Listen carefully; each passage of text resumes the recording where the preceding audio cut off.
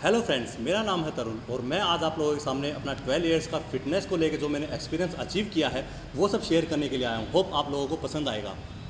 अब चलते हैं हम अपने टॉपिक की तरफ। जो हमारा आज का टॉपिक है वो है व्हाट इज़ फिटनेस, और अदर वे में हम कह सकते हैं how to be a fit person. आपको फिट पर्सन बनने के लिए दो मेथड्स की बहुत ज़्यादा ज़रूरत है। फर्स्ट है एरोबिक्स, सेकेंड है स्ट्रेंथ डेवलपिंग। एरोबिक्स क्या है? एरोबिक्स हम करते हैं कार्डियो रेस्पिरेटरी ऑर्गेनिज्म के लिए, जनरल एंडोरेंस के लिए, स्टिमुलाइजेशन ऑफ मेटाबॉलिज्म के लिए, जो हमारे लिए बहुत ही ज़रूरी है। तो अब हम अपने फिटनेस के मेथड्स की तरफ चलते हैं। उसमें फर्स्ट पॉइंट है एरोबिक्स। एरोबिक्स है क्या?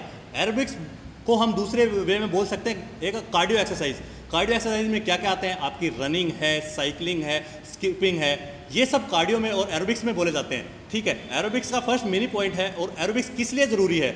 आपकी कार्डियो रेस्पिरेटरी ऑर्गेनिज्म के लिए, जिसका मीनिंग है आपके जो हार्ट है, हृदय है, उससे संबंधित समस्याओं को दूर करने के लिए। ठीक है, सेकंड पॉइंट है जनरल एंडोरेंस, आपकी सहनशीलता, आपकी जो बॉडी की सहनशीलता है उसको बढ़ाने के लिए।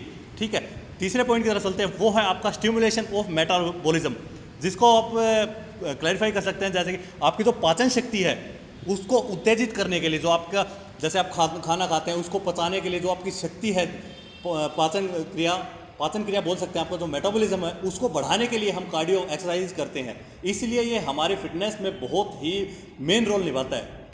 अब चलते हैं हम अपने मेथड्स के दूसरे टॉपिक की तरफ, जो है आपका स्ट्रेंथ डेवलपिंग। स्ट्रेंथ डेवलपिंग क्या है? आपकी डेवलपमेंट ऑफ स्ट्रेंथ और स्ट्रेंथ एंडोरेंस। एंडोरेंस वही सहनशीलता, आपकी जो बॉडी की जो पावर है उसकी सहनशीलता को बढ़ाने के लिए आपको स्ट्रेंथ डेवलपिंग की ज़रूरत पड़ती है। जो आप जिम जाके कोई भी फिजिकल एक्टिविटी, कोई भी जैसे वेट लिफ्ट करके जिम जाना है या किसी अखाड़े में जाना है, किसी भी डेड वेट को आप लिफ्ट करके अपनी स्ट्रेंथ को डेवलप कर सकते हैं, जो कि हमारे मतलब एक पर्सन को फिट कहलाने के लिए बहुत ही ज़रूरी है स्ट्रेंथ उसकी डेवलप होनी। तो अब हम चलते हैं वीडियो को फिनिश करने की तरफ, जो है benefits of this methods. Aerobics, second है आपका स्ट्रेंथ डेवलपिंग। इनके हमें बेनिफिट्स क्या क्या मिलेंगे? अगर हमारी बॉडी के अंदर ये दोनों चीज़ें हैं और हम दोनों चीज़ें एक साथ इक्वल अमाउंट में कर रहे हैं, एरोबिक्स और आप अदर फॉर्म में इसको कह सकते हैं कार्डियो और स्ट्रेंथ ट्रेनिंग, आप ये दोनों एक साथ कर रहे हैं, तो आपकी बॉडी में बहुत से चेंजेस देखने को मिलेंगे।